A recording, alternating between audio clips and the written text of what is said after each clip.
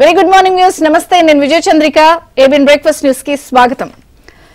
ఏపీలో కూటమి ప్రభుత్వం వచ్చి నెల రోజులు దాటింది. ఇంకా కరెక్ట్ గా చెప్పాలంటే నెల రోజుల 4 రోజులు ఇది కూటమి ప్రభుత్వం ఫామ్ అయిన టైం.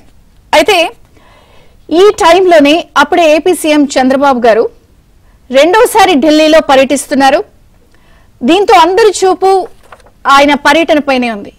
ఏం చేస్తారు, ఏం సాధించుకొస్తారు, ఎటువంటి నిధుల వరద పారుతుంది ఈసారి ఏపీలో, ఎటువంటి ప్రత్యేక అంశాల కేంద్రం పరిగణలోకి తీసుకుని స్పెషల్ కేసుగా చూస్తుంది, రకరకాల అంశాలు, రకరకాల విషయాలు. ఎందుకంటే రాష్ట్రం ఎన్నో ఒడిదుడుకుల్లో ఉంది. గత ప్రభుత్వం చేసినటువంటి నిర్వాకాలు ఇవన్నీ కూడా పూర్తిగా ఒడిదుడుకుల మీదకి నెట్టేసి ఒక ఐసీయూ బెడ్ మీద ఉందని చెప్పొచ్చు ఆంధ్రప్రదేశ్ రాష్ట్రం. సామాన్యంగా ఒక ఐసీయూ బెడ్ మీద ఉన్న వాళ్ళ పరిస్థితి ఎలా ఉంటుందంటే ఆక్సిజన్ కాన్సన్ట్రేటర్ మీదే చాలా వరకు వాళ్ళు కంటిన్యూ అయ్యి కోలుకుని బయటకు వస్తారు. మరి అటువంటి ఆక్సిజన్ కాన్సన్ట్రేటర్ ఎవరు అంటే ఖచ్చితంగా కేంద్ర ప్రభుత్వమే. వాళ్ళు ఇచ్చేదే ఆక్సిజన్, వాళ్ళు ఇచ్చేదే నిధులు, వాళ్ళు చేసే సాయం నేపథ్యంలో ఈ ఐసీయూ బెడ్ నుంచి ఆంధ్రప్రదేశ్ రాష్ట్రం బయటకు వచ్చే అవకాశం ఉంటుంది. అయితే మనం అనుకున్నాం కదా, ఇప్పటికే పర్యటన కొనసాగుతోంది. ఆయన ఒక్కొక్కరిగా కలుస్తున్నారు. ఇప్పటికే అమిత్ షాని కలిశారు. కొద్దిసేపటి క్రితమే కలిసిన అంశాన్ని కూడా ఆయన ఏ విషయాల మీద కలిశాను, ఎందుకు కలిశాను అన్నది వెల్లడించారు. So today in new Delhi I met with Honorable Union Home Minister Shri Amit Shah ji to apprise him of the devastating condition of finances that Andhra Pradesh has slipped into over the past 5 years. 5 ఏళ్ల విధ్వంసానికి సంబంధించిన అంశాలని discuss చేశాం. I also discussed the findings of the 4 white papers released. ఇప్పటికే 4 అంశాల విషయంలో సహజ వనరులు, అలాగే విద్యుత్ అంశాలకి సంబంధించి అమరావతి పోలవరం అంశాలపై వైట్ పేపర్స్ రిలీజ్ చేసిన అంశాలను కూడా వారి దృష్టికి తీసుకెళ్లారు. అలాగే అవుట్లైనింగ్ ద స్టాగరింగ్ డెప్ట్ accumulated between financial year 2019 to 2024 that spiralled our state's finances out of control. So పూర్తి స్థాయిలో ఆర్థిక పరిస్థితి, ఇక్కడున్న అంశాలన్నింటినీ కూడా కేంద్ర మంత్రి దృష్టికి తీసుకువెళ్లాము. ఇక్కడ జరిగినటువంటి corruption, previous government has caused irreparable damage to our state, ఎంత విధ్వంసానికి పాల్పడిందన్న అంశాలన్నీ కూడా పూర్తి స్థాయిలో మా మధ్య చర్చకు వచ్చింది అని చెప్పారు. ఒకసారి వెనక్కి వెళ్దాం. ఇది రెండోసారి, కేవలం 2 వారాల వ్యవధిలోనే చంద్రబాబు గారు రెండోసారి పర్యటన అంటున్నాం కదా. జూన్ 4న తొలి అధికారిక పర్యటన ముఖ్యమంత్రి హోదాలో వెళ్లారు. అప్పుడు కూడా ప్రధానమంత్రి నరేంద్ర మోదీని, కేంద్ర మంత్రి అమిత్ షాని, ఆర్థిక మంత్రి నిర్మలా సీతారామన్ ని, అలాగే ఆర్బీఐ, నాబార్డ్, కేంద్ర సంస్థలకు సంబంధించిన వాళ్ళందరితో కూడా భేటీ అయ్యారు. అలా వెళ్లి రాగానే అప్పుడు వచ్చినటువంటి శుభవార్త, బీపీసీఎల్ రిఫైనరీ 75,000 కోట్ల రూపాయల పెట్టుబడితో ఆంధ్రప్రదేశ్ లో అడుగు పెడుతున్నటువంటి శుభవార్తను మోసుకొచ్చారు. అలాగే వాళ్ళు కూడా ఫీజిబిలిటీ చూసి ఏ విషయం 3 నెలల్లో చెప్పేస్తామన్నారు. దాదాపుగా 25,000 మందికి ఉపాధి కల్పించే అవకాశం. దీంతో అందరూ కూడా నేషనల్ మీడియాతో సహా ఒక్క మీటింగ్ కి ఇంత అద్భుతమా ఔరా అన్నారు. ఇప్పుడు మళ్ళీ ఢిల్లీ పర్యటనలో ఉన్నారు కాబట్టి అందరు చూపు మళ్ళీ ఏం చేస్తారు ఏమిటి అనేది ఉంది. ఎందుకంటే నిండా అప్పులతో మునిగిపోయింది. ఒక రకంగా కేంద్రం ఏం చేస్తుంది అనేది ఒక అంశం. ఇక జూలై 22 నుంచి అసెంబ్లీ సెషన్స్ స్టార్ట్ కాబోతున్నాయని నిన్న కేబినెట్ సమావేశాల్లో వెల్లడించారు. ఇక 24న కేంద్ర బడ్జెట్ ఉంది కాబట్టి ఏపీకి ప్రత్యేకంగా నిధులు ఏమన్నా అందులో పొందుపరుస్తారా, లేకపోతే ఏదైనా కేటాయింపులు జరుగుతాయా అన్నది ఒక చర్చ. సో చంద్రబాబు గారి పర్యటన కూడా నిధులు రాబట్టే అంశం విషయంలోనే ఉండే అవకాశం ఉందనేది అందరూ మాట్లాడుకుంటున్నారు. ఎందుకంటే ఇప్పటికే బీహార్ కి సంబంధించి ప్రత్యేక ప్యాకేజ్ గానీ లేదా ప్రత్యేక హోదా కావాలంటూ ఆ రాష్ట్ర సీఎం నితీష్ కుమార్ గారు వెళ్లి కలవడం జరిగింది. దాంతో బీహార్ తో పాటు ఏపీకి కూడా ప్రత్యేకంగా ఎటువంటి సాయం అందిస్తారన్నది ఒక చర్చ నడుస్తున్న నేపథ్యంలో ఇక్కడ ప్రధాన అంశం ఎందుకు ఇంత డిస్కషన్ జరుగుతుందంటే ఎన్నికల ప్రచారంలో భాగంగా ప్రధానమంత్రి నరేంద్ర మోదీ గారు, అమిత్ షా, రాజ్నాథ్ గారు ఆంధ్రప్రదేశ్ రాష్ట్రానికి వచ్చి ప్రచారం చేసినప్పుడు కొన్ని విషయాలు చెప్పారు. దేశంలో, రాష్ట్రంలో డబుల్ ఇంజిన్ సర్కార్ ఉంటే ఆ రాష్ట్రం పురోగతి చాలా బాగుంటుంది అని పదే నొక్కి వక్కాడించారు. అనుకున్నట్టుగానే ఆంధ్రప్రదేశ్ రాష్ట్ర ప్రజలు పాత విషయాలు లేకపోతే జరిగిన అంశాలన్నింటినీ కూడా పక్కన పెట్టి రాష్ట్ర పురోగతి ముఖ్యమైన లక్ష్యంతో అద్భుతమైన మ్యాండేట్ ఇచ్చారు. కానీ విని ఎరుగునటువంటి చరిత్రలో సూపర్ మ్యాండేట్ ఇచ్చి డబుల్ ఇంజిన్ సర్కార్ని తీసుకొచ్చారు. మరి డబుల్ ఇంజిన్ సర్కార్ అటు కేంద్రం, రాష్ట్రంలో ఉన్న నేపథ్యంలో ఆంధ్రప్రదేశ్ రాష్ట్రాన్ని స్పెషల్ కేసుగా కేంద్రం పరిగణిస్తుందా? మరి చంద్రబాబు గారు వెళ్తున్నటువంటి పర్యటన ఎలాంటి ఫలితాలతో రాబోతోంది? మనం గమనించారో లేదో, ఆంధ్రప్రదేశ్ రాష్ట్రం విభజించి కొత్తగా ఏర్పడినప్పుడు అప్పుడున్నటువంటి టీడీపీ ప్రభుత్వం చంద్రబాబు గారు పదే పదే ఒక బ్రాండ్ ఇమేజ్ కోసం సన్ రైజ్ ఆంధ్రప్రదేశ్ అని మాట్లాడుతూ వచ్చారు. సో అప్పుడున్న నినాదం, అప్పుడున్నటువంటి tagline sunrise Andhra Pradesh. కానీ ఇప్పుడు మధ్యలో ఒక 5 సంవత్సరాలు జగన్ గారు వచ్చారు. ఇప్పుడు మళ్ళీ చంద్రబాబు గారి ప్రభుత్వం, ఎన్డీఏ ప్రభుత్వం ఉన్న నేపథ్యంలో కొత్త నినాదం తీసుకున్నారు. అదే రీబిల్డ్ ఏపీ.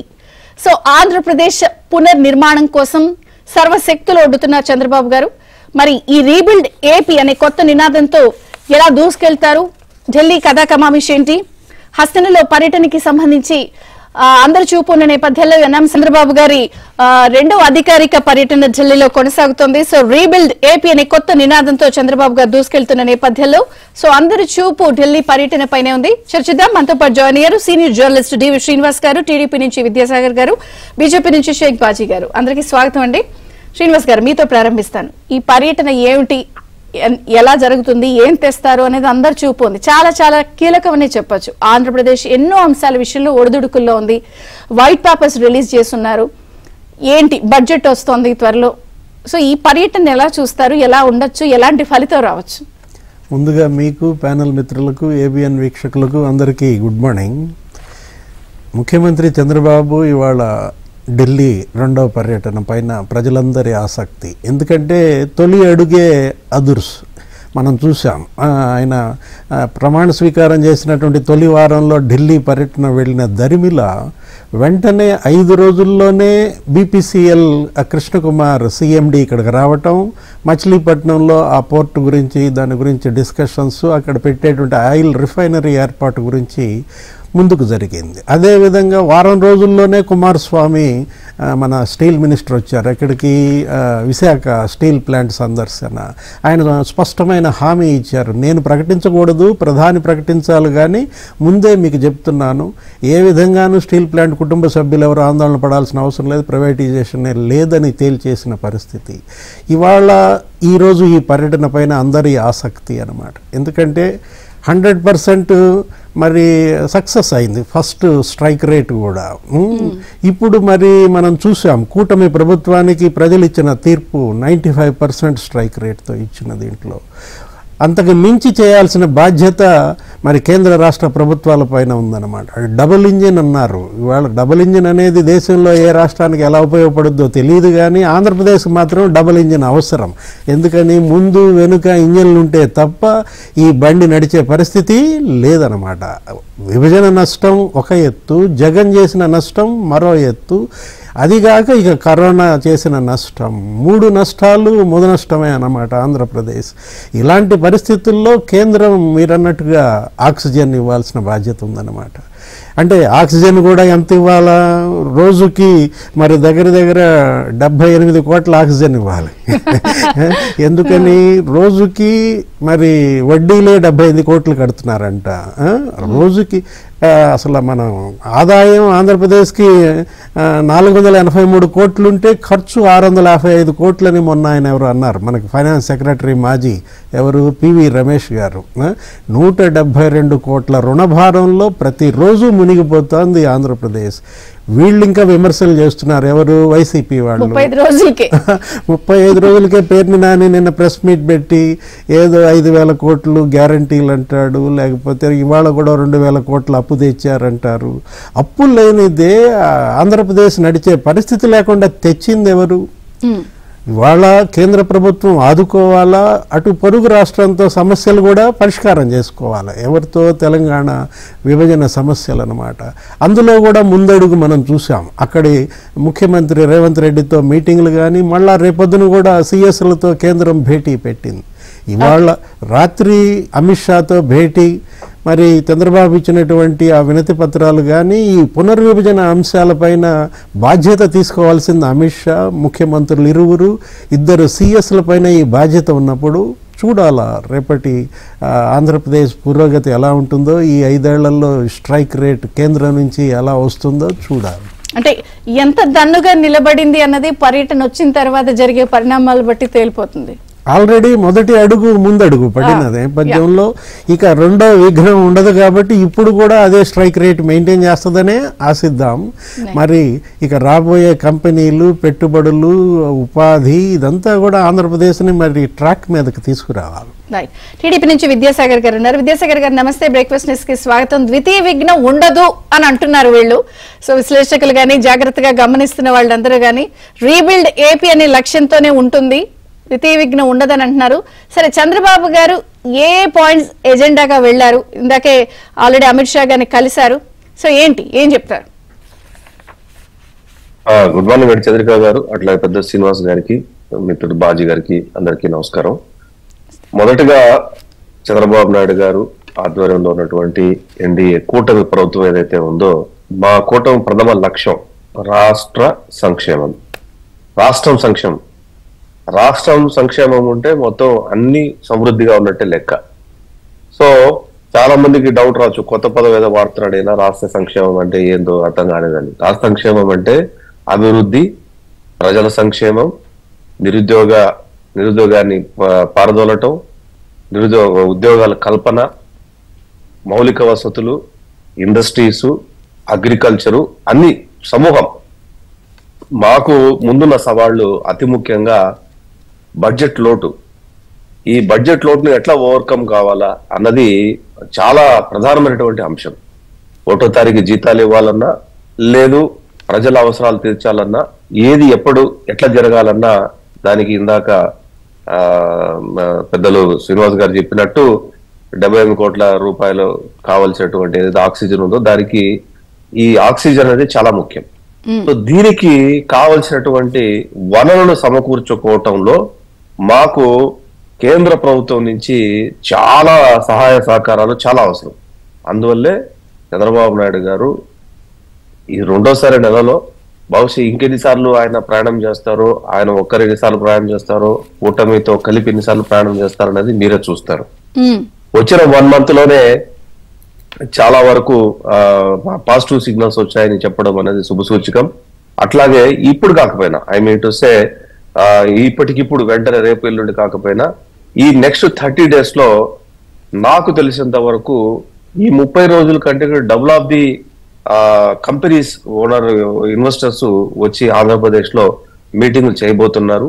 మీరు కావాలంటే చూడొచ్చు, జిందాల్ దగ్గర నుంచి, తర్వాత విట్టు దగ్గర నుంచి, బిపిసిఎల్ దగ్గర నుంచి, ఇంకా 2-3 ప్రైవేట్ కంపెనీల దగ్గర నుంచి వీళ్ళందరూ కూడా ఆల్రెడీ బాబు గారితో, చంద్రబాబు నాయుడు గారితో, మా ప్రభుత్వంతో దాదాపు ఒక 10-15 మంది దాకా ఆల్రెడీ వచ్చి కలిశారు.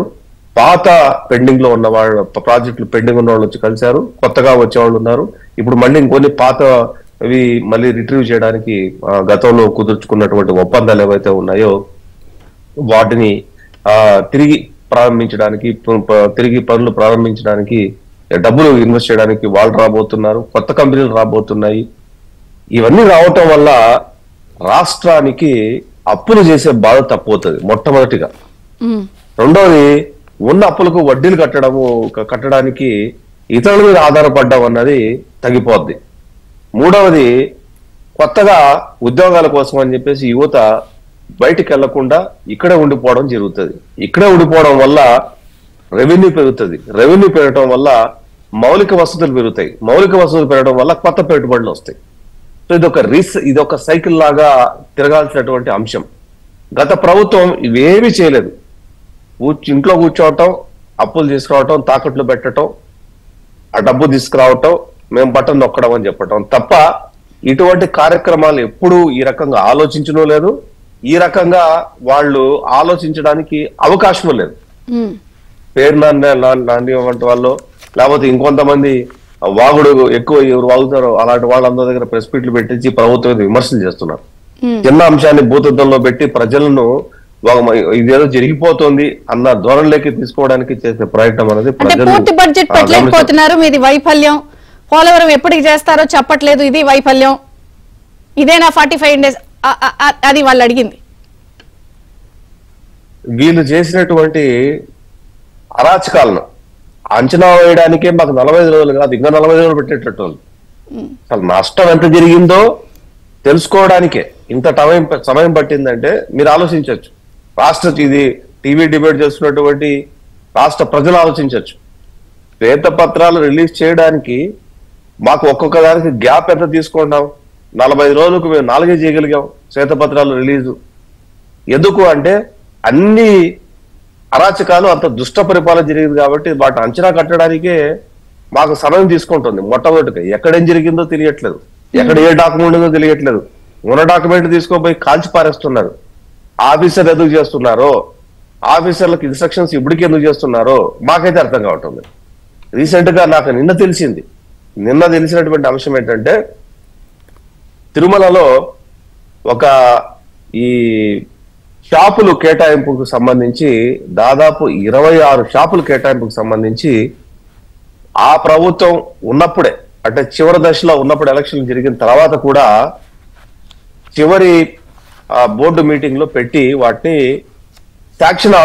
శాంక్షన్ చేశారు, కానీ ఆర్డర్ ఇవ్వలేదు.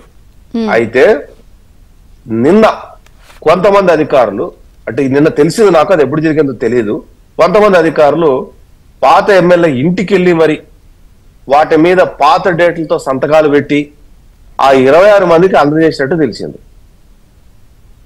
దీని ఏమనాలి? ఈ అధికారులు ఏమనాలి? సర్లే, లేని హాస్పిటల్స్ కి సీసీ కెమెరాలు అలర్ట్ చేసి డబ్బులు నొక్కేసిందే వాళ్ళ పేపర్ లో వచ్చింది. ఇలాంటి అద్భుతాలన్నీ రోజు రోజుకి చాలా చాలా వస్తున్నాయి. అంటే ఇన్ని ఒడిదుడుకులు ఉన్నాయి. కాదు చంద్రిక గారు, అధికారులు నేను చెప్తున్నా. అధికారులు అంటే నేను అనేది దిగిపోయి 45 రోజులు అయింది. ఎలక్షన్ కి రిజల్ట్ కి గ్యాప్ దగ్గర ఒక 30 రోజులు ఉంది, అదే 75 రోజులు. 75 రోజుల తర్వాత కూడా అధికారులు కొంతమందికి 26 మందికి ఒక్కొక్క షాపుకి 50 లక్షలు తీసుకున్నారంట. ఒక్కొక్క షాపుకి 50 లక్షలు తీసుకున్నారు. కాబట్టి వీళ్ళు పాత డేట్లు వేసి యాంటీ డేట్లు వేసుకొని వెరీ రీసెంట్ గా వాటిని డిస్ట్రిబ్యూట్ చేశారు. అది పాత ఎమ్మెల్యే ఇంటికి వెళ్ళి మరి అధికారులు ఫైల్ పట్టుకెళ్ళి, అంటే అదొకటైతే మన పీసీబీలో మనం ఈ డాక్యుమెంట్ కాల్ చేయడం చూసాం.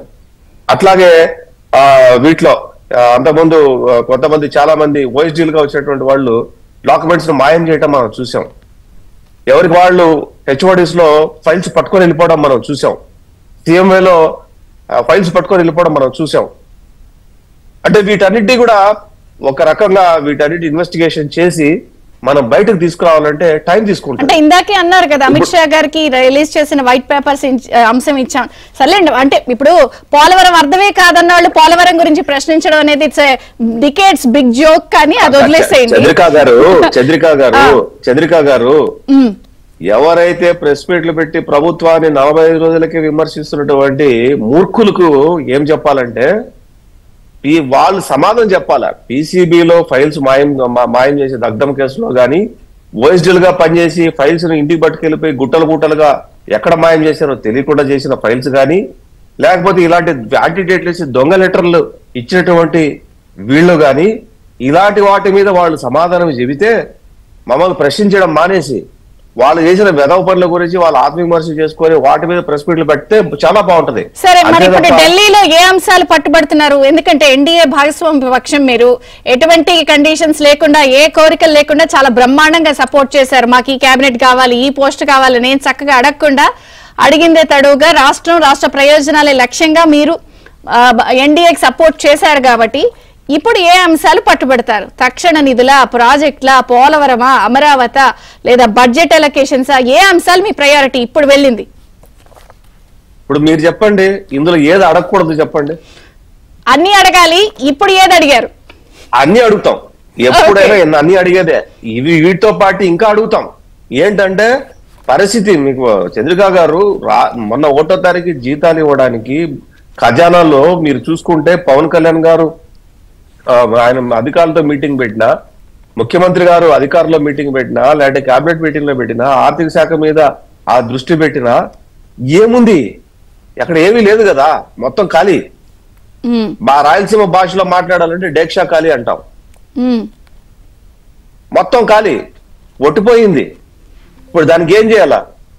అంతా మా పరిస్థితి ఏంటంటే అధికారులు కుయ్యో ముర్రో అనే పరిస్థితి. మీ ఏంటయ్యా, మీరు ఏంటి ఈ పరిస్థితి ఎందుకు తీసుకొచ్చారు అంటే, ఏం చేద్దాం సార్, వాళ్ళు ఏం చెప్పారో అది చేసాం, మాదేముంది, లేకపోతే మమ్మల్ని మా కుటుంబాలను బెదిరించే పరిస్థితికి వచ్చింది, మమ్మల్ని ఏం చేయమంటారు అధికారులు నైరాశ్యంలో మాట్లాడే పరిస్థితికి వచ్చింది. ఇప్పుడు మీరు చెప్పిన అంశాల్లో మనం బాగుంటే 1-2 మెల్లగా చేసుకోవడానికి అవకాశం ఉండేది. మన పరిస్థితి చాలా దారుణంగా ఉంది కాబట్టి మీరు అడిగిన అంశాలతో పాటు ఇంకా double of the triple of the మీరు చెప్పిన అంశాల కంటే కూడా ఇంకా ఒక 30-40 అంశాలు తెచ్చుకొని పోయి ముందర పెట్టే పరిస్థితి. సరే సరే, ఏం చేద్దాం? అసలు ఆక్సిజన్ కాన్సన్ట్రేటర్ గారు బీజేపీ నుంచి షేక్ బాజీ గారు కూడా ఉన్నారు. వారే కదా ఇప్పుడు అందరూ కూడా ఐసీయూ బెడ్ మీద ఉంది ఆంధ్రప్రదేశ్ రాష్ట్రం అంటున్నారు. ఏంటి ఎంత ఎమ్మెల్యేకి షేక్ బాజీ గారు ఉన్నారు. బ్రేక్ఫాస్ట్ న్యూస్ కి స్వాగతం బాజీ గారు. అందరి చూపు కేంద్రంలో ఉన్న బీజేపీ మీదే. ఏంటి ఆక్సిజన్ ఇస్తారా, ఆక్సిజన్ సిలిండర్లు ఇస్తారా, లారీలు పంపుతారా ఆంధ్రప్రదేశ్ నిలబెడటానికి? అంతా మీ మీదే నడుస్తుంది. ఆల్రెడీ అమిత్ షా గారిని కలిశారు, ఏం చెప్తారు? మ్యూట్ ఉన్నారు. చంద్రిక గారు గుడ్ మార్నింగ్ అండి. బ్రేక్ఫాస్ట్ న్యూస్ కి మీకు కాఫీ తాగేటువంటి సోదరులకి, ఛానల్లో ఉన్నటువంటి విద్యాసాగర్ గారికి, శ్రీనివాస్ గారికి అందరికీ నమస్కారం. ఇక్కడ గతం భవిష్యత్ అండి, ఈ రెండు మనం చూడాలి. గతం అంటే గతం పరిపాలన కాదండి, గతం పరిపాలన కాదు. గతంలో చంద్రబాబు నాయుడు గారి నాయకత్వంలో అటల్ బిహారీ వాజ్పేయి గారి నేతృత్వంలో ఉన్నప్పుడు ఉమ్మడి రాష్ట్రంలో అత్యంత కష్టకాల ఆర్థిక పరిస్థితులు జరిగినప్పుడు వాజ్పేయి గారి నేతృత్వం ఉన్నటువంటి సమయంలో చంద్రబాబు నాయుడు గారి నేతృత్వం జరిగినటువంటి నాయకత్వం ఉన్నటువంటి ఎన్డీఏ గవర్నమెంట్ ఆనాడు కూడా బతికించారు అటల్ బిహారీ వాజ్పేయి అని. గతం అంటే నేను ఏ గతం అనుకున్నాను, మొన్న 2014 గతమా ముందు గతమా నాకు కాసేపు అర్థం కాలేదు. అది మధ్యలో వేద్దామండి, వాళ్ళంతా పాజిటివ్ మాట్లాడుకున్నారు. అటల్ బిహారీ వాజ్పేయి గారి గతం చెప్పండి. అవునండి, ఆనాడు కూడా ఒక సమర్థవంతమైనటువంటి నేతగా చంద్రబాబు నాయుడు గారు ఉమ్మడి ఆంధ్రప్రదేశ్ లో అత్యంత కష్టకాల సమయంలో కూడా ప్రజలని ఆదుకున్నటువంటి గడ్డు కరోనా కన్నా భయంకరమైనటువంటి కష్టకాలం వచ్చిన సందర్భం గుర్తు చేస్తా ఉన్నానండి. చెప్పండి చెప్పండి. ఇప్పుడు 2024 ఎన్నికలు జరిగినప్పుడు ప్రజలు ఎన్డీఏ ప్రభుత్వాన్ని నమ్మటానికి కారణం కేవలం ఆంధ్రప్రదేశ్ ప్రజలు చేసినటువంటి పుణ్యం, భగవంతుడు ఇచ్చినటువంటి అవకాశం. భగవంతుడే ఈ రాష్ట్రాన్ని కాపాడాడండి. సాక్షాత్తు తిరుమలేశ్వరుడి యొక్క దయవల్ని ఆంధ్రప్రదేశ్ రాష్ట్రంలో ఈ ప్రభుత్వం మారిందని మా ప్రగాఢమైనటువంటి విశ్వాసం.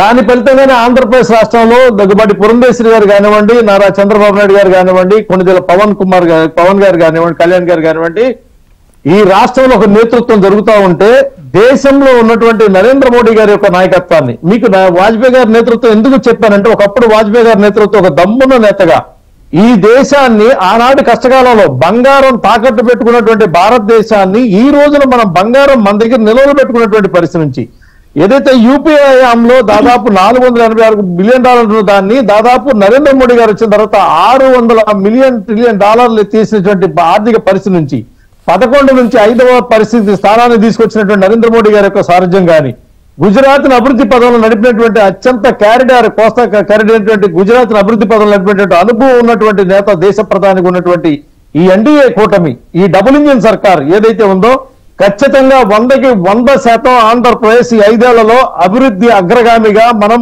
దేశంలో చూస్తామండి. ఖచ్చితంగా మనం ఎందుకు చెప్తున్నామంటే, ఏదైతే సహజ సంపదని దోపిడీ చేశారో, లూటీ చేసినటువంటి పరిస్థితి, దాని మొత్తానికి కూడా మూల్యం చెల్లించుకోవాల్సినటువంటి దొంగలు ఈ రోజున, ఆనాడు దొంగ ఏమన్నాడంటే దొంగ నడిచాడండి.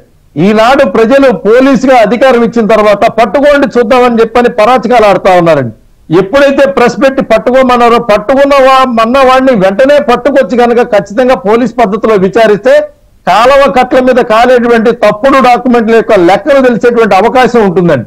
రాష్ట్రంలో ఏ పరిస్థితులు అయితే సరిదిద్దడం కోసం ఇవాళ ప్రజలు ఇచ్చినటువంటి అవకాశాన్ని ఒక సద్వినియోగంగా చేసుకునేటువంటి ప్రక్రియలో చంద్రబాబు నాయుడు గారు తీసుకున్న తర్వాత, ఆనాడు పరిపాలించినటువంటి 2014 నుంచి 19 వరకు పరిపాలించినప్పుడు కార్పొరేషన్లు తాకట్లు పెడతానంటే బ్యాంకర్లు భయపడి పారిపోయినటువంటి పరిస్థితి నుంచి 2024 ఎన్నిక జరిగిన తర్వాత బ్యాంకర్లు ఈ రోజున అడుగు ముందుకేసి 5,40,000 కోట్ల రూపాయలు రైతులకి, స్వచ్ఛ సంస్థలకి, పారిశ్రామికవేత్తలు పెట్టుబడులు ఇవ్వడానికి అడుగు ముందుకేయడం అనేది మనకి తొలి సంకేతం. విజయానికి మొట్టమొదటి అడుగుగా మనం భావించాలండి. పీపీసీఎల్ లాంటి కంపెనీలు రావడానికి పెట్రో కాంప్లెక్స్ పెట్టండి అయ్యా బాబు అంటే కాంప్లెక్స్ లో కావాల్సినటువంటి వాటా పెట్టలేనటువంటి ఆనాటి అసమర్థ ప్రభుత్వానికి మనం ఈ రోజున వాటికి శర్మగీతం పలికి వాళ్ళ వీర తిలకం దిద్ది బీపీఎల్సీని తీసుకొచ్చి మనం ఆంధ్రప్రదేశ్ లో సముద్ర తీర ప్రాంతంలో పెట్టుకునేటువంటి ప్రయత్నం చేస్తా ఉన్నాం. రిఫైనరీలు ఇంకా ఓఎన్జీసీలు కూడా ఉన్నాయండి. మన గోదావరి బేసిన్ లో ఉన్నటువంటి ఓఎన్జీసీల మీద కూడా ప్రయత్నాలు జరుగుతుంది. మా రాష్ట్ర అధ్యక్షులు దగ్గుబాటి పురంధేశ్వరి గారు కూడా ఆ చర్చల్లో ఉన్నారు. ఈ సమాచారం అంతా కూడా కేంద్ర సహజ వాయు నిక్షేపాలకు సంబంధించినటువంటి అంశం. మీరు గమనించారు, నిన్న కాక మొన్న కూడా చూసాం. దగ్గుబాటి పురంధేశ్వరి గారు ప్లస్ శ్రీనివాస్ వర్మ గారు, అదే విధంగా భూపతిరాజు శ్రీనివాస్ వర్మ గారు కేంద్ర సహాయ మంత్రి, స్టీల్ అండ్ మైనింగ్ సంబంధించినటువంటి సహాయ మంత్రి, రాష్ట్రంలో ఉన్నటువంటి స్టీల్ బోర్డు సంబంధించిన సభ్యులు కాశీరాజు గారు కలిసి కేంద్రంలో ఉన్నటువంటి కుమారస్వామి గారిని కలిస్తే 15 రోజుల్లో వస్తానన్నటువంటి కేంద్ర మంత్రి 14 రోజుల్లో మేము వచ్చి విశాఖ ఉక్కు సంబంధించినటువంటి చొరవ నేను తీసుకుంటానని చెప్పని విశాఖ ప్రజలకు అండగా చెప్పినటువంటి మాట ఏదైతే ఉందో, ఈ 5 సంవత్సరాల పాటు వాళ్ళ అరాచక శక్తుల నుంచి బయటకు తీసుకొచ్చి మళ్ళీ అభివృద్ధిలో కలిపేటువంటి ప్రయత్నం. విశాఖ ఉక్కు గురించి కూడా మీకు సమాచారం ఇవ్వదలుచుకున్నానండి. వాజ్పేయి గారు ఉన్నప్పుడే చంద్రబాబు నాయుడు గారు ముఖ్యమంత్రిగా ఉండగా 1100 కోట్ల రూపాయలు విశాఖ ఉక్కుకి ఉద్దీపన కోసం ఇచ్చినటువంటి ఆనాటి యొక్క జరిగిన సంఘటన కూడా మీ ముందు పెడతా ఉన్నానండి. ఏదైతే విశాఖ ఉక్కు కోసం ఉద్యమం చేస్తే 33 మందిని కాల్చి చంపినటువంటి కాంగ్రెస్ పార్టీ ఈ రోజు విశాఖ ఉక్కు ఉద్యమం గురించి మాట్లాడటం అనేది సిగ్గుసేటైన విషయం. మనం అభివృద్ధి మాట్లాడుకోవాలి కాబట్టి ఇవాళ ఏం చెప్తా ఉన్నాం అంటే, ఏ ప్రవాస భారతీయులైతే ఆంధ్రప్రదేశ్ రాష్ట్రంలోకి వచ్చి ఓట్లు వేపించి ఈ ప్రభుత్వాన్ని మార్పించి వాళ్ళు చేసినటువంటి త్యాగం ఏదైతే ఉందో, మళ్ళీ ఈ రోజున ప్రవాస భారతీయులు కేంద్రం చేస్తున్నటువంటి ప్రతి అడుగులో కూడా రాష్ట్రానికి వస్తున్నటువంటి ప్రతిఫలంగా ఈ రోజు మనం మూల్యం చెల్లించుకోవాల్సినటువంటి గతకాలపు కష్టాన్ని తుడుచుకునేటువంటి ప్రయత్నాల్లో భాగంగా ప్రవాస భారతీయులు కూడా మళ్ళీ జన్మభూమి కోసం నడుం కట్టాల్సినటువంటి అవసరం ఉంది. ఈ ఏపీ పార్లమెంట్ బడ్జెట్ సెషన్స్ లోని ఏపీకి ఏమైనా స్పెషల్ గా అసలు మీకు ఒక మాట చెప్తానండి విజయచంద్ర గారు, గుర్తుపెట్టుకోండి. చంద్రబాబు నాయుడు గారు వెళ్ళి అడగటమే ప్రతి సమస్యకి వెంటనే స్పందించి పరిష్కారం చేసి అది మా బాధ్యతను చేయడానికి భారతీయ జనతా పార్టీ సిద్ధంగా ఉంది, చేస్తుంది. అన్ని మూలాలు మాకు తెలుసు. ఈ రాష్ట్రం నుంచి ప్రతి మూలం యొక్క రిపోర్ట్ మా పార్టీ వైపు నుంచి కూడా మేము కేంద్రానికి ఇచ్చినటువంటి పరిస్థితి. స్వయం సమృద్ధి కోల్పోయినటువంటి ప్రజల బతుకులు తరపు నుంచి స్టేట్ బీజేపీ నుంచి ఏం రిప్రజెంటేషన్ ఇచ్చారు? మీరు చేయాల్సినటువంటి ఇవాళ పట్టుసీమ జరిగి గోదావరి నీళ్లు కలిసిన తర్వాత ఎకరానికి పడినటువంటి 16 బస్తాల నుంచి 24 బస్తాలకు వచ్చినటువంటి పరిస్థితి కానివ్వండి, ఏదైతే మన కృష్ణానది పరివాహక ప్రాంతంలో ఇవాళ పోలవరం అడ్డుకట్ట ఆపి ఆంధ్ర రాష్ట్రంలో ప్రతి ప్రాజెక్ట్ ని సస్యశ్యామలం చేసుకోవాల్సినటువంటి బాధ్యత ఉందనేటువంటి ఆలోచనతో పోలవరం ప్రాజెక్ట్ ఆగకూడదని చెప్పి విదేశాల నుంచి నిపుణులు తీసుకొచ్చి పంపించి చేసింది. మీ కళ్ళ ముందు జరిగింది, కనపడుతుంది. కట్టవచ్చు, మనం ఏదైతే ట్యాంక్ బండ్ ఉందో అక్కడి నుంచి కూడా మనం నిర్మాణం చేయొచ్చు అని చెప్పి సూచన పోలవరం మొదలెట్టినటువంటి పద్ధతి, విశాఖ ఉక్కు సంబంధించినటువంటి అంశం పరిష్కారం తీసుకపోతున్నటువంటి వైనం, ఆంధ్రప్రదేశ్ కి ఇచ్చే నిధులు ఇచ్చేటువంటి కార్యక్రమంలో ప్రతి అంశంలో కూడా ఆర్థికంగా ఉన్నటువంటి వారు చెప్పినట్టు శ్రీనివాస్ గారు చెప్పినట్టుగా ఇవాళ అప్పులు చేసి దాని మీద వడ్డీలు కట్టేటువంటి పరిస్థితి నుంచి మనం మార్చాల్సిన అవసరం. గతంలో చంద్రబాబు నాయుడు గారు వ్యవసాయాన్ని ఆదర్శంగా తీసి ఏదైతే దేశానికి అన్నపూర్ణగా ఉన్నటువంటి ఆంధ్రప్రదేశ్ ని దౌర్భాగ్యుల యొక్క పాలనలో ఆంధ్రప్రదేశ్ అరాచక శక్తుల పాలనలోకి వెళ్ళిన తర్వాత గంజాయి మత్తు పదార్థాలు గంజాయి పంటకి అలవాలుగా మారినటువంటి పరిస్థితి, హెరాయిన్ లాంటి యొక్క మాదక ద్రవ్యాలకు అడ్డాగా మారినటువంటి పరిస్థితి నుంచి ఈ రోజు మార్చాల్సిన స్థితిలో రైతు పండించినటువంటి పంటకి నిన్న ఇచ్చినటువంటి 1000 కోట్లు, మొన్న తీసుకొచ్చినటువంటి 3200 కోట్ల నుంచి 1000 కోట్లు రైతులకు ఇచ్చినటువంటి గ్రాంట్ ఏదైతే ఉందో వాళ్ళకి ఇవ్వాల్సినటువంటి డబ్బులేనండి, చెల్లించేటువంటి విధానం కానివ్వండి. ఇవాళ మనమేమంటాం అంటే పోలవరాన్ని పూర్తి చేసి ప్రతి ప్రాంతాన్ని నీళ్లతో తడిపితే రైతు పండించేటువంటి పంటతో వచ్చేటువంటి స్వయం సమృద్ధి ఏదైతే ఉందో దేశానికి ఆదర్శంగా మళ్ళీ అన్నం పెట్టేటువంటి ఆంధ్రప్రదేశ్ రాష్ట్రాన్ని మార్చాలనేటువంటి తపన ఎక్స్పెక్ట్ చేయొచ్చా? మీరు ఇచ్చిన వాటితో పాటు ఈసారి పార్లమెంట్ బడ్జెట్ సెషన్ లో ఏపీకి స్పెషల్ ఎలికేషన్ మేము ఎక్స్పెక్ట్ చేయొచ్చా? ఇప్పుడు బీహార్ లో ప్రత్యేక ప్యాకేజ్ కోసం వెళ్తున్నటువంటి పరిస్థితి చేస్తున్నారు నితీష్ కుమార్ గారు. అంటే వచ్చి కలిసి వెళ్ళి అడిగారంట కదా, స్పెషల్ ప్యాకేజా లేకపోతే స్పెషల్ స్టేటస్ అని? పేరు ఏదైనా రాష్ట్రం అభివృద్ధి చెందాలనేటువంటి ఆలోచన ప్రతి ఆంధ్రుడి మదిలో ఉందండి. ఈ రాష్ట్రం అభివృద్ధి చెందడానికి కావాల్సినటువంటి అంశాలని పారదర్శకంగా బాధ్యత భుజాల మీద మోస్తున్నటువంటి చంద్రబాబు నాయుడు గారు గాని, పవన్ కళ్యాణ్ గారు గాని, నరేంద్ర మోడీ గారి ముగ్గురు ఈ ఆంధ్రప్రదేశ్ యొక్క 5 కోట్ల మంది ప్రజలకి బాధ్యత వహించి మేము భాగస్వాములుగా ఈ విజయాన్ని ఈ అభివృద్ధిని మేము నడుపుతామని ఇచ్చినటువంటి మాట నిలబెట్టుకునే క్రమంలో ఏ ఒక్క రూపాయి ఎక్కడా లోటు లేకుండా ఆంధ్రప్రదేశ్ ఖచ్చితంగా అభివృద్ధి అగ్రగామిగా నిలబెట్టేటువంటి ప్రయత్నం చేస్తూ ఉంటుందండి. ఇక్కడ మీకు చెప్పాల్సినటువంటి పరిస్థితి కూడా ఒకటి ఉందండి. గతంలో ఏదైతే ఉందో మనకు కలిసి వచ్చినటువంటి అంశం పక్కన ఉన్నటువంటి రాష్ట్రం మనకు సహకరించేది కాదు. ఈ రోజు అక్కడ ఉన్నటువంటి ఆస్తుల మీద ఉన్నటువంటి వాటాలు ఏవైతే ఉన్నాయో ఇవ్వటానికి సిద్ధంగా చంద్రబాబు నాయుడు గారు చేసినటువంటి అడుగు, ఇద్దరు ముఖ్యమంత్రులు కూర్చొని బిర్యానీ కోసం హైదరాబాద్ వెళ్ళి స్కామ్ చేయడం కోసం లెక్కలు మాట్లాడుకొని గోదావరి కట్ట మీద ఆనకట్ట కడితే నాకెంత డబ్బులు ఇస్తావు, నీకెంత డబ్బులు ఇస్తావు అని చెప్పి పంపించి తర్వాత నీళ్ల వాటా కోసం పోలీసులను అడ్డం పెట్టి పోట్లాడుకున్నటువంటి గత పాలకుల యొక్క ఇక్కడ వైసీపీ అక్కడ టీఆర్ఎస్ పాలకుల వైఫల్యాన్ని చూసాం. ఇవాళ విజయం కోసం కూర్చున్నటువంటి ఇద్దరు గురు శిష్యుల బంధంగా ఉన్నటువంటి రేవంత్ రెడ్డి గారు కానీ చంద్రబాబు నాయుడు గారు కానీ వీరు కూర్చొని ఈ సమస్య పరిష్కారం కోసం చేయటం కోసం చేసేటువంటి ఆలోచన కూడా ఈరోజు చూస్తా ఉన్నాం. సమస్యలన్నీ ఖచ్చితంగా ఒడ్డెక్కుతాయి. ఆంధ్రప్రదేశ్లో నేను పుట్టాననేటువంటి ప్రతి ఒక్క నిరుద్యోగి కూడా ఉపాధి కల్పన కోసం పారిశ్రామిక కారిడార్లు 5 కారిడార్లు ఉన్నాయండి ఆంధ్రప్రదేశ్ కి. బ్రహ్మాండమైన 986 కిలోమీటర్ల యొక్క కోస్తా తీర ప్రాంతం ఉందండి. మనం గతంలో చంద్రబాబు నాయుడు గారి హయాంలో ఈ ఆంధ్రప్రదేశ్ రాష్ట్రంలో రొయ్యలు ఆక్వాతో ఆదాయంతో ఆంధ్రప్రదేశ్ రాష్ట్రాన్ని నడిపామండి. కానీ తర్వాత దరిద్రం ఏమైందంటే మద్యంతో నడుపుకునేటువంటి పరిస్థితి తీసుకొచ్చి ఆ మద్యంలో డబ్బులు కూడా వాళ్లే పొక్కేసి అప్పులు తీసుకొచ్చి అప్పులు ప్రజల నెత్తి మీద రుద్ది విద్యుత్ ఛార్జీలు పెంచి బస్ ఛార్జీలు పెంచి ఛార్జీల మీద పన్నులు వేసి భూముల రేట్లు పెంచి భూముల మీద శిస్తులు పెంచి చెత్త మీద నీళ్ల మీద వేసినటువంటి దౌర్భాగ్యం నుంచి బయటపడటం కోసం కళ్ళు తెరిచి మనం ఎప్పుడు బయటకు వస్తామని మనం చూస్తా ఉంటే మీరు ఎంత తొందరగా బయటకు వస్తారా, మీరు ఎలా చేస్తారా అని వెక్కిరించేటువంటి పని చేస్తున్నటువంటి వైసీపీ యొక్క దౌర్భాగ్య రాజకీయాలకి చర్మగీతం పడాల్సినటువంటి అవసరం ఉందండి. మాట్లాడితే ప్రజలు దిద్దుకునే కూల్చిన ఇంటిని ఏదైతే కోటని కూల్చి పూర్తిగా నిర్మానుష్యం చేసినటువంటి పరిస్థితుల నుంచి మళ్ళీ నిర్మాణం చేసుకునేటువంటి స్థితికి వెళ్తున్నటువంటి వ్యక్తుల మీద పేలలతో కూడినటువంటి వ్యాఖ్యలతో కూడుతున్నటువంటి పత్రికా సమావేశాలు చేస్తున్నటువంటి వైసీపీ నాయకుల యొక్క దురదృష్టకర రాజకీయం ఏంటంటే ఒక దుర్మార్గుడు డ్రాగన్ మనం అంటాము డ్రాకుల్లా అంటాం, గుర్తుందా మీకు? ఒకళ్ళ కొరకగానే మిగతా వాడు కూడా అదే రకంగా మారిపోతాడు. జగన్మోహన్ రెడ్డి అనేటువంటి డ్రాకుల్లా కొరికిన దానికి ఇప్పుడు పేరు నాని వరకు మచిలీపట్నం వరకు అందరూ డ్రాకుల్లాగా మారిపోయారండి. మారిపోయి టీవీల ముందు కూర్చొని వెక్కిరించేటువంటి పరిస్థితి, హేళన చేసేటువంటి పరిస్థితి. మీరు ఆంధ్రాని బాగు చేస్తారని దమ్ముగా చెప్తా ఉన్నాం. ఎన్డీఏ కూటమి ప్రజలు ఇచ్చినటువంటి 17% మెజారిటీతో ఏర్పడేటువంటి ప్రజాప్రభుత్వం ఆంధ్రప్రదేశ్ రాష్ట్రాన్ని ఖచ్చితంగా అభివృద్ధి చేస్తాం. ఈ భాగస్వామ్యంలో నరేంద్ర మోడీ గారి యొక్క నాయకత్వంలో చంద్రబాబు గారు ఒకటి బాగు చేయడం, కాస్త ఎక్స్ట్రా ఇవ్వడం, స్పెషల్ ఎలికేషన్స్ చేయడం, ప్రాజెక్టులు ఇవ్వడం, ప్రత్యేకంగా నిధులు ఇవ్వడం ఒక అంశం.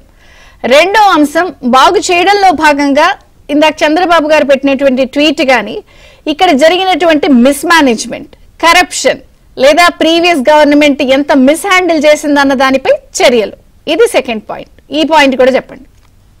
కరోనా సమయంలో పోలవరం పేరు మీద నిధులు తీసుకొచ్చి 500 కోట్ల రివర్స్ టెండరింగ్ అని చెప్పని విద్యుత్ కేంద్రం కోసం చేసినట్టు తనకు అనుకూలమైనటువంటి వ్యక్తికి 500 కోట్లు ఆ టైంలో సమయంలో బాధపడుతున్నటువంటి ప్రజలను కూడా పక్కన పెట్టి పీడించినటువంటి ఆనాటి ముఖ్యమంత్రి యొక్క ఆలోచనను కూడా మేము బయట పెడుతున్నాం. దాన్ని తీసుకోవాల్సినటువంటి పరిస్థితి ఈ రాష్ట్రంలో ఏ అంశమైనా సరే ఇది కాలేదంటానికి లేదు. భూమి మీద పుట్టినటువంటి ఎర్రచందనం చెట్టు కానీ, భూమిలో ఉన్నటువంటి ఖనిజం కానీ, భూమిపై ఉన్నటువంటి ఇసుక కానీ, లేకపోతే ప్రజలు బతుకుతున్నటువంటి పద్ధతిని కానీ ప్రతి విషయాన్ని కూడా వ్యాపారకంగా చేసుకొని వాళ్ళు అనుకూలంగా దోపిడీ చేసినటువంటి అనే అంశాలు ఛార్జ్షీట్ చేయడానికి సంవత్సరం పడుతుంది. సంవత్సరం పడుతుంది. వాళ్ళు అనుకుంటున్నారు ఈ సంవత్సరం లోపల వెళ్లాల్సిన వాళ్ళు వెళ్ళాలి, లెక్కలు పెట్టాల్సిన వాళ్ళు లెక్కలు పెట్టాలి, వాళ్ళ పద్ధతి ప్రకారం వాళ్ళు ఏమి ఇచ్చారో వాళ్ళు తీసుకోవాలి. ఇదంతా జరగాలని ప్రజలు కోరుకున్నారు. లెక్క తేలుస్తారా నేను అడుగుతున్నా. లెక్క కట్టారు, లెక్క కట్టి లెక్కలు కడుతున్నారు, లెక్క తేలుస్తారా? ఖచ్చితంగా తేలుస్తారండి. ఖచ్చితంగా లెక్క తేలుస్తారు. డబ్బున్నవాడు, అక్రమంగా సంపాదించేవాళ్ళు, నేల మాళిగల్లో వేలాది కోట్ల రూపాయలు పెట్టిన వాళ్ళ ఆస్తులు జప్తు చేయాలి. ఈ అప్పులకు బాధ్యులైనటువంటి ఆనాడు మనం 90 కోట్ల రూపాయలతో మనం అప్పుతో బయలుదేరితే 2.5 లక్షల కోట్లు అయింది. అయితే ఇవాళ 13 లక్షల కోట్లు అయితే లక్షలాది కోట్ల రూపాయలు పక్కకెళ్ళిపోతే 5 ఏళ్లలో కేంద్రం దాదాపు 3,36,000 కోట్ల రూపాయలు ఇవాళ అభివృద్ధి కోసం నిధులు ఈ రాష్ట్రానికి ఇస్తే ఏది సపరేట్ గా చేస్తున్నారు. వాళ్ళేమో అసలు లెక్క తేల్చాలంటే ముందు మా సపోర్ట్ కూడా రాజ్యసభలో కావాలిగా అని ఆ మధ్య ఎప్పుడో ఒకసారి ప్రెస్ మీట్ లో అన్నారు. ఇలాంటి ప్రయత్నం చేసి మణిపూర్ లో భంగపడ్డారు. గుర్తుపెట్టుకోండి, మణిపూర్ లో బలపరీక్ష జరిగింది. 3 రోజుల పాటు జరిగిన తర్వాత మణిపూర్ బలపరీక్షలో కూడా మేము అటు పక్కన ఉంటామని చెప్పని ఏదో ఓట్ల బ్యాంక్ రాజకీయాలు చేస్తామని, మైనారిటీలను ప్రభుత్వం జనం నుంచి చీల్చాలని, భాజపా వ్యతిరేకంగా మైనారిటీలు వ్యతిరేకం అని చెప్పినటువంటి మాటలకే ఆంధ్రప్రదేశ్ రాష్ట్రంలో ఉమ్మడి కూటమికి కలిసి వచ్చినటువంటి స్థానాల్లో ఆంధ్రప్రదేశ్ లో ఉన్నటువంటి మైనారిటీ సోదరులు కూడా క్రైస్తవ ముస్లిం సోదరులు విజయవాడ నుంచి విశాఖ వరకు, ఆదోని నుంచి ప్రతి ప్రాంతంలో కూడా 8 స్థానాలు కమలం పువ్వు గుర్తు మీద ఓట్లేసి గెలిపించిన తర్వాత కళ్ళు తిరిగి కింద పడ్డటువంటి వైసీపీ నాయకులకి అర్థమైందండి ప్రజలకు కావాల్సిన అభివృద్ధి. దేవి శ్రీనివాస్ గారు, మీరు అడగడమే ఆలస్యం, మేము అసలు మొత్తం ఇవ్వడానికి అన్ని రెడీ అని వీళ్ళు అంటున్నారు, సో ఇచ్చామని వీళ్ళు అంటున్నారు. చాలా చాలా అంశాలు మేము చేసుకోవడానికి. అయితే సన్ రైజ్ ఏపీ నుంచి ఇప్పుడు మళ్ళీ రీబిల్డ్ ఏపీ వరకు ఒక ప్రయాణం ఏదైతే ఉందో ఇప్పుడు ఈ ఇచ్చిన దాని మీద ఆ ప్రయాణం ఉంటుంది. సో ఎలా ఉంటుందంటారు ఇప్పుడు రిజల్ట్? రాబోయే 5 ఏళ్ళు ఆంధ్రప్రదేశ్ అభివృద్ధి బాధ్యత కేవలం తెలుగుదేశం పార్టీదో జనసేనదో కాదు, బీజేపీ పైన కూడా ఎక్కువ ఉందన్నమాట. ఎందుకంటే కేంద్రంలో ఉన్నది కూటమి ప్రభుత్వం, రాష్ట్రంలో ఉన్నది కూటమి ప్రభుత్వం అయిన నేపథ్యంలో ఇప్పుడు బాజీ గారు మాట్లాడుతూ వాజ్పేయి, మోడీ, అప్పుడు మన బాబు ఏ విధంగా ఉమ్మడి రాష్ట్రానికి తీసుకొచ్చారో నిధులు మనం చూసాం. ఇన్ఫ్రా డెవలప్మెంట్ ఆక్సిజన్ అమ్మ. ఏ రాష్ట్రానికైనా ఏ సమాజానికైనా కూడా ముందు అభివృద్ధి అనేది మౌలిక వసతుల అభివృద్ధి. అప్పుడు బాబు వాజ్పేయి హయాంలో కూడా ఇన్ఫ్రా మీద కాన్సన్ట్రేషన్ ఎక్కువ చేశారు. స్వర్ణ చతుర్భుజి రోడ్లు కానీ, ORR outer ring road Hyderabad చరిత్ర గతినే మార్చేసిందనమాట.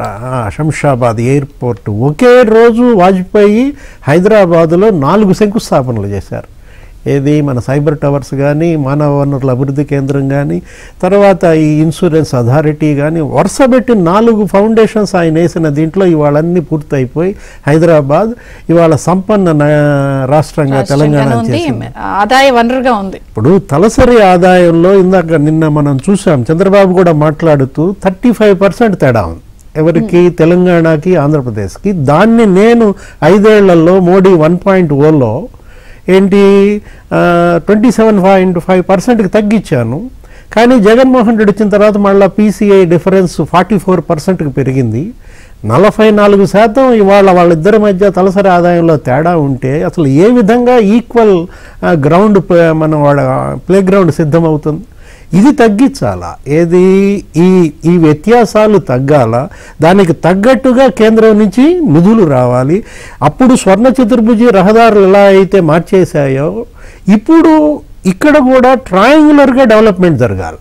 ఏది నిన్న కూడా మనం చూసాము, అమిత్ షాకి ఇచ్చినటువంటి వినతి పత్రంలో కూడా Hyderabad Amaravati green field express highway అది గనక 8 లేన్ గనక అయిందనుకోండి, అద్భుతమైన ఇది వచ్చేస్తుంది. హైదరాబాద్ బెంగళూరు అది కూడా నేషనల్ హైవే, అది 280 కిలోమీటర్లు ఏపీలో ఉంటుంది. దాన్ని కనుక 12 లేన్గా చేస్తున్నారు ఇప్పుడు. ఏది ఇలా మనం ఇప్పుడు అమరావతి అనంతపురం జగన్మోహన్ రెడ్డి ఏదైతే నిర్లక్ష్యం చేశాడో ఆ గ్రీన్ ఫీల్డ్ ఎక్స్ప్రెస్ హైవే అది కూడా కనుక సాకారం చేయగలిగితే ఆంధ్రప్రదేశ్కి మహర్దశ అన్నమాట. ఇవాళ జగన్మోహన్ రెడ్డి ఢిల్లీ పర్యటనలకి, చంద్రబాబు ఢిల్లీ పర్యటనలకి తేడా మాట్లాడాలి. వైసీపీ వీళ్ళు చంద్రబాబు ఢిల్లీ పర్యటనలను విమర్శించినా, కేంద్రం నుంచి వచ్చే నిధుల్ని హాస్యాస్పదంగా మాట్లాడినా, అప్పుల గురించి మాట్లాడినా, వీళ్ళు మాట్లాడేదేంటి? ప్రజలు ప్రశ్నించేది నువ్వు ఢిల్లీ ఎందుకు వెళ్ళావు, ఏం తెచ్చావు? ఇవాళ బాబు ఢిల్లీ ఎందుకు వెళ్తున్నాడు, ఏం తెస్తున్నాడు, వాళ్ళ కళ్ళ ముందు ఉందన్నమాట. స్వీయ ప్రయోజనాల కోసం, కేసుల నుంచి బయటపడటం కోసం జగన్మోహన్ రెడ్డి ఢిల్లీ పర్యటనలోనే అప్రదిష్ట మనం చూసాం. రాష్ట్రం కోసం ఇవాళ మరి ఢిల్లీ నుంచి రాబట్టేది మెమరాండాలు కూడా డేట్లు మార్చి ఇచ్చిన సందర్భాలే చూసాం. అదే ఉండేది ఎప్పుడు మ్యాటర్. అంతే కదా, ఎక్కడో ఎవరో ఒక పారిశ్రామికవేత్తను పట్టుకుంటే జార్జియాలో ఆయన్ని విడిపించమని చెప్పి వీళ్ళంతా ఎంపీలు ప్రధాని గెలిచారని మనం చూసాము. అవినాష్ రెడ్డి కేసుల కోసమో, జగన్మోహన్ రెడ్డి కేసుల కోసమో 22 మంది ఎంపీలు 11 మంది రాజ్యసభ సభ్యుల్ని తాకట్టు పెట్టారనే చెడ్డ పేరు తెచ్చుకున్న నేపథ్యంలో ఇవాళ బీహార్ ఎన్నికలు వస్తున్నాయమ్మా, ఎన్నికలు వస్తున్నాయి కదా అని చెప్పి ఆ రాష్ట్రానికే ఎక్కువ ప్రకటనలు, ప్యాకేజీలు ఇవ్వటం కాదు. ఎన్నికల్లో గెలిపించినటువంటి పార్టీకి ప్రయోజనాలు, రాష్ట్ర ప్రయోజనాలు కాపాడాల్సిన బాధ్యత కేంద్రం మీద పెద్దల పైన ఉందన్నమాట. మనం గతంలో బీమార్ స్టేట్స్ అనేవాళ్ళు, ఏంటి బీహార్, మధ్యప్రదేశ్, రాజస్థాన్, ఉత్తరప్రదేశ్, వాటిని అవన్నీ బాగా బాగుపడ్డాయి, అద్భుతంగా వాళ్ళ ప్రగతిలోకి వెళ్ళాయి. ఇవాళ బీమార్ స్టేట్స్ కన్నా బేకార్గా మారింది ఏపీ. నేను అందుకే ఇందాకే అన్నాను, బీమార్ స్టేట్ అంటే ఆంధ్రప్రదేశ్ ఐసీయూలో ఉంది అని, అందుకే కొంచెం మనం కూడా బీమార్ గానే ఉన్నాం ఇప్పుడని అన్నాను నేను. ఐసీయూలో ఉన్నటువంటి ఆంధ్రప్రదేశ్ని ఆదుకోవాల్సింది కేంద్రం అన్నమాట. ఇవాళ మరి స్పెషలిస్ట్ వైద్యులుగా మారాలా ఎవరు? ప్రధాని నరేంద్ర మోడీ, అమిత్ షా, లేకపోతే రాజ్నాథ్ సింగ్, లేకపోతే గడ్కరీ, వీళ్ళంతా కూడా. గడ్కరీ గారు ఇవాళ ఏపీ వచ్చినట్టున్నారు. గతంలో బాబు మోడీ వాజ్పేయి హయాంలో చూసాం. కేంద్ర మంత్రులు వరద ఏది ఇక్కడ రాష్ట్రానికి రావటం, శంకుస్థాపనలు చేయటం. మోడీ 1.1 లో కూడా చూసాం.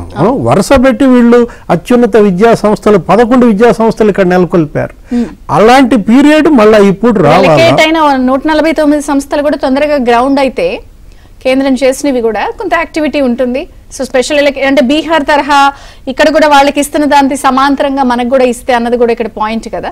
ఆంధ్రప్రదేశ్ బ్రాండ్ ఇమేజ్ ఇవాళ మారాలా, ఏది మళ్ళా పెట్టుబడుల గమ్యస్థానంగా ఆంధ్రప్రదేశ్ రూపొందాలి, జీవనోపాధి ఏర్పడాలా, ఛిద్రమైనటువంటి సంపద చక్రాన్ని మళ్ళా తిప్పాలా. చూద్దాం ఏం జరుగుతుందో. విద్యాసాగర్ గారు, ఇక్కడ ఒక పాయింట్. సో అమిత్ షా గారిని కలిసినప్పుడు స్ట్రెస్ చేసినటువంటి ఒక ప్రధానమైన అంశం డెప్ట్ అక్యుములేటెడ్ బిట్వీన్ ఫైనాన్షియల్ ఇయర్ 2019-24 అదొక అంశం. ఎకనామిక్ ఇన్కంపిటెన్సెస్, గ్రాస్ మిస్మేనేజ్మెంట్ తో పాటు వైట్ పేపర్స్ కి సంబంధించిన కరప్షన్, ఇవన్నీ కూడా ఇచ్చారు అంటేనే దాని అర్థం యాక్షన్ తీసుకోమని అడిగారా, లేదా యాక్షన్ కి పట్టుబడుతున్నారా, ఏంటి? చంద్రికా గారు, ఈ మీ ప్రశ్నకు జవాబు చెప్పే ముందు నేను ఒకటి గుర్తు చేస్తాను మీకు. మనకు అమరావతి క్యాపిటల్ గా డిక్లేర్ అయిన తర్వాత వచ్చినటువంటి మొట్టమొదటి బడ్జెట్ లో అనౌన్స్ చేసిన తర్వాత, చాలా వరకు అనౌన్స్ చేసిన తర్వాత, ఈ వర్డ్ చాలా ఇంపార్టెంట్, అమరావతి క్యాపిటల్ గా అనౌన్స్ చేసిన తర్వాత రైతులు తమకు తాముగా విక్రయించినటువంటి భూములకు వచ్చిన ఆదాయాన్ని క్యాపిటల్ గెయిన్ అంటారు. క్యాపిటల్ గెయిన్ కి ట్యాక్స్ రిలాక్సేషన్ ఇచ్చింది సెంట్రల్ గవర్నమెంట్. బడ్జెట్ లో పెట్టి మరీ ఇచ్చింది. It's very important. ఈ కుక్కలు ఏవో మాట్లాడుతూ ఉంటాయి, చాలా కుక్కలు మాట్లాడుతూ ఉంటాయి. ఆ కుక్కలందరికీ ఆ ఒక్క నిర్మలా సీతారామన్ గారు బడ్జెట్ చదివేటప్పుడు ఇచ్చిన రిలాక్సేషన్ విలువ 980 కోట్ల రూపాయలు. ఓన్లీ ట్యాక్స్ రిలాక్సేషన్ ఇచ్చింది. ఇది ఎవరు పట్టించుకోరు, ఇది ఎవరు మాట్లాడరు.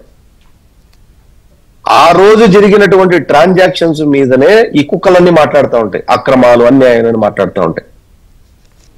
సో ఇక్కడ ఈ రోజు కూడా ఇందాక శ్రీనివాస్ గారు మాట్లాడారు, ఈసారి కూడా కన్సిడర్ చేయాలి అన్నది వారి పాయింట్. ఎస్ అది గుర్తు చేయడానికి నేను మాట్లాడాను సుధీర్కా గారు, అది గుర్తు చేయడానికి ఇది మాట్లాడాను.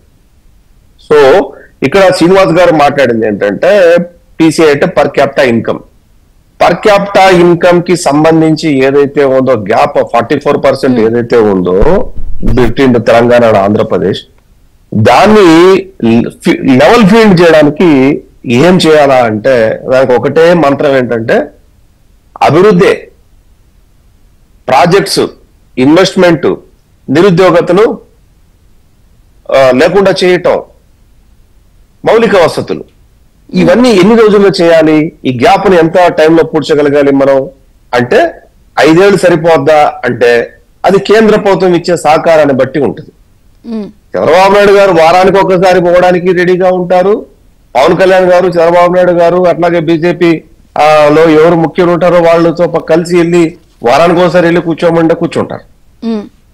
కూర్చొని అడిగేది ఏమి అడుగుతారు? రాష్ట్రానికి ప్రాజెక్టులు, ఇన్వెస్ట్మెంట్లు, ఆ లోటు బడ్జెట్ గ్యాప్, లేకపోతే మనకు ఏదైతే విభజన చట్టంలో ఉన్న హామీలు కొన్ని ఏవైతే ఉన్నాయో హామీలు నెరవేర్చేదానికి ముఖ్యంగా metro in Amaravati, Guntur, Vijayawada between, అట్లాగే విశాఖపట్నం, బుందేల్ఖండ్ ప్యాకేజ్ లాంటివి, రాయలసీమలో కొన్ని స్టీల్ ప్లాంట్, ఇలాంటి ఈ కాలక్రమేణా వచ్చేటువంటి కొన్ని మార్పులు ఏవైతే జరిగాయో విశాఖ స్టీల్ కు సంబంధించి దాని కుమారస్వామి గారు వచ్చి కొద్దిగా 90% దానికి ఒక క్లారిటీ ఇచ్చారు. 10% పెండింగ్ ఉంది. అంటే ఇక్కడ ఏంటంటే జగన్మోహన్ రెడ్డి గారు ఎప్పుడు ఢిల్లీకి వెళ్ళినా, అమిత్ షా గారిని కలిసినా, లేకపోతే మోడీ గారిని కలిసినా, ఇంకొక మంత్రిని కలిసినా ఫార్మల్ గా వాళ్ళు ఏ రోజు ప్రెస్ మీట్ పెట్టలేదు. ఏ రోజు చంద్రబాబు నాయుడు గారి లాగా మిగతా ఎంపీల్ని ఆ రోజు అఫ్ కోర్స్ వాళ్ళకు మంత్రులు లేరనుకోండి, ఏ ఎంపీని కానీ ఇంకొకరిని కానీ వెంట పెట్టుకుని పోయేవాడు కాదు. ఏకాంత చర్చలు జరిపేటాడు. ఆ ఏకాంత చర్చలో ఏం జరిగేది, ఏం మాట్లాడేదో మనకు తెలియదు. మనం గనక నువ్వు ఏం చేసావయ్యా, ఏం తీసుకొచ్చావు, మా ప్రాంతం ఏం మాట్లాడావంటే ఏ చెప్పే దిక్కు లేదు. నువ్వు సోఫా కింద దాక్కున్నావా, బాత్రూమ్ లో ఉన్నావా అని చెప్పేసి వితండవాదం చేసి కామెంట్ చేసినటువంటి ఆ గ్రామ సింహాలకు ఇది చంద్రబాబు నాయుడు గారు కానీ లేకపోతే ఎన్డీఏ ప్రభుత్వంలో ఉన్నటువంటి ఆంధ్రప్రదేశ్ లో ప్రభుత్వం కానీ ఒక చెంపపెట్టు లాంటిది. ఎందుకంటే నిన్న కూడా బీజేపీ జాతీయ ప్రతినిధి, అధికార ప్రతినిధి ఆయన కూడా చంద్రబాబు నాయుడు గారితో ఉన్నారు. అంటే ఇక్కడ చూడండి, డిఫరెన్స్ చూడండి. చంద్రబాబు నాయుడు గారి ప్రభుత్వానికి, అంటే I mean to say NDA ప్రభుత్వానికి ఆంధ్రప్రదేశ్ లో, అప్పటి జగన్మోహన్ రెడ్డి ప్రభుత్వానికి. ఈ రోజు మనము ఏదైనా రాష్ట్ర సంక్షేమం కోసం, రాష్ట్ర అభివృద్ధి కోసం ఏదైతే మాట్లాడుకుంటున్నామో వాటి గురించి మాత్రమే ప్రస్తావిస్తున్నాం తప్ప ఇక్కడ వ్యక్తిగత ఏమీ లేవు. ఒకటి ప్రాజెక్ట్స్, ఇన్ఫ్రా, స్పెషల్ గా అలొకేషన్స్, రిలాక్సేషన్స్, ఇది ఓకే. నేను అడిగిన అది కూడా ఫినిష్ చేయండి. వ్యవస్థల ధ్వంసం, లేకపోతే వైట్ పేపర్స్, కరప్షన్స్, వీటి మీద చర్యలు కూడా ఏమైనా పట్టుపడతారా లేదా అవి కూడా స్టార్ట్ అవుతాయా చర్యలు అనేవి? ఇక్కడ ముఖ్యంగా రెండు అంశాలు చంద్రికా గారు మీరు అడిగిన ప్రశ్నకి. ఒకటి, రాష్ట్ర ఖజానాను డైవర్ట్ చేయటం ఒకటి, అది రాష్ట్ర ప్రభుత్వానికే అధికారం ఉంటది ఇక్కడ జరిగినటువంటి కరప్షన్ కి.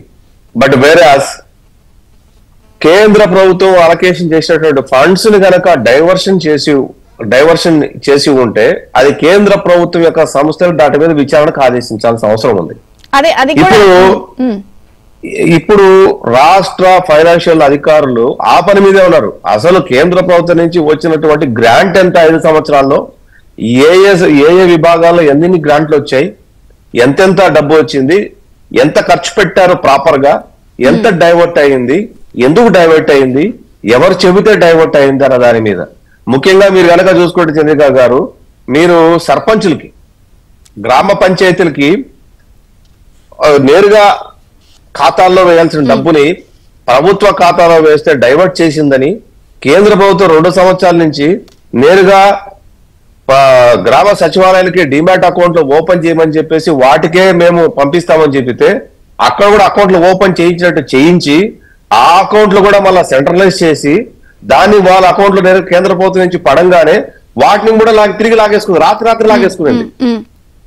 సో ఇవన్నీ కూడా వీటన్నిటి మీద కదా ఎవరి ఆధ్వర్యంలో జరిగింది, ఎందుకు జరిగింది, ఎట్లా జరిగింది, మనకు అందుతున్న సమాచారం ఏంటంటే ఇవన్నీ ఉంటే ఇప్పుడు 10:30కి ఆయన విజయవాడ తిరుగు ప్రయాణం అవుతున్నారు. దాదాపుగా ఇక పర్యటన పూర్తయినట్టే. 10 గంటల తర్వాత ప్రత్యేక పూజలు చేసి సో ఒక ఫైనల్ గా చూద్దాం.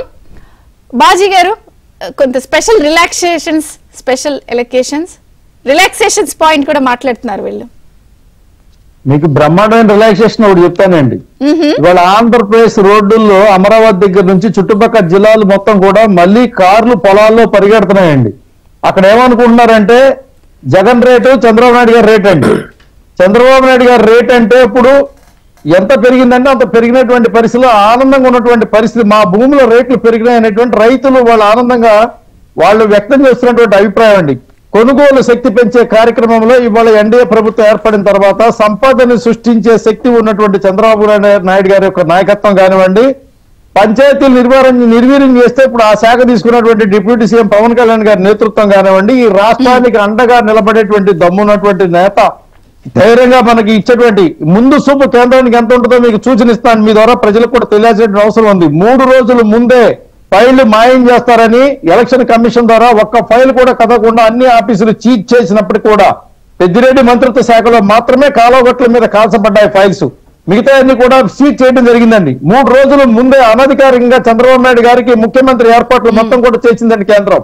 ఇవాళ కేంద్రం ఆంధ్రప్రదేశ్ మీద ఉన్నటువంటి ఆలోచన ఏదైతే ఉందో కలిసి ఎన్డీఏ కూటమి హయాంలో ఈ ఆంధ్రప్రదేశ్ ని తీసుకెళ్లేటువంటి పని చేస్తుంది. మీ ద్వారా మళ్ళీ ఒక రిక్వెస్ట్ కూడా నేను చేస్తాను. పక్క రాష్ట్రాలు మన ఆంధ్రప్రదేశ్ వారసులు ఎవరైతే ఉన్నారో ఈ వాసులు వచ్చి వాళ్ళ యొక్క ప్రాంతాల్లో ఉపాధి కల్పన అవకాశాలను కూడా మెరుగుపరిచేటువంటి ప్రయత్నం చేయాలా. మన బాధ్యత ఇల్లు మొత్తం కట్టాలా, ఇంటి ముందు ముగ్గేయాలా, ఒక టికెట్ 50 లక్షలు ఖర్చులు పెట్టేసుకుని 5 లక్షలు 10 లక్షలు పెట్టుకుని వచ్చిన వాళ్ళు చేయరా, చేస్తారులే, చూద్దాం. ఖచ్చితంగా చేస్తారని ఆశిస్తున్నారండి. ఆంధ్రప్రదేశ్ సంతోషంగా. విద్యాసాగర్ గారు, running out of time, 5 seconds please. ఒక బాజీ గారు ఒక పెద్దిరెడ్డి గురించే మాట్లాడుతున్నారు. నో, పెద్దిరెడ్డి శాఖలో ఫైల్సే కాదు మిత్రమా, చాలా HODs లో ఫైల్స్ మాయమైపోతే ఉన్నాయి. మొన్న మనం డిబేట్ పెట్టాం, మైనింగ్ లేకపోతే బేవరేజెస్ బీగాలేసి వాటి కార్యాలకు బీగాలేసేసి ఆడ పోలీసులు కాపలా పెట్టే పరిస్థితి. కాబట్టి ఒక్క శాఖలో చేయలేదు, అన్ని శాఖల్లో అంత తేలికేం కాదు తప్పించుకోవడం. ఏదో ఒక దగ్గర లింక్ ఫైల్ ఉంటుంది. డోంట్ వరీ, అవుతుంది, ఛాన్స్ పాసిబుల్.